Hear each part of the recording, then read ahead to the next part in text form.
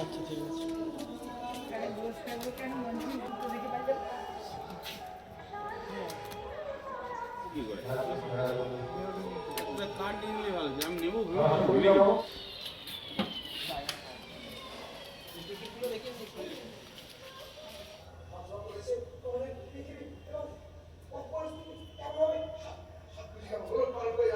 আজ থেকে শুরু হলো সারা বাংলা একাঙ্ক নাটক। তবে এটা এবার ৬৭তম বর্ষে উপনীত হয়েছে এবং আমাদের বলতে ভীষণ ভালো লাগছে যে পশ্চিমবঙ্গের প্রাচীনতম নাট্যোৎসব মধ্যে এটা একটা বড়।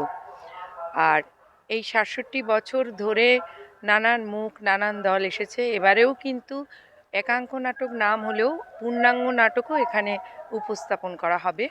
আর আমরা যারা ধরুন মফস্বলের লোক, বেশি শহরে গিয়ে থিয়েটার দেখার সুযোগ পাই না, নাটক দেখার সুযোগ পাই না, তাদের কাছে এই একাঙ্ক নাটক সমিতি একটা বড় সুযোগ এনে দিয়েছে।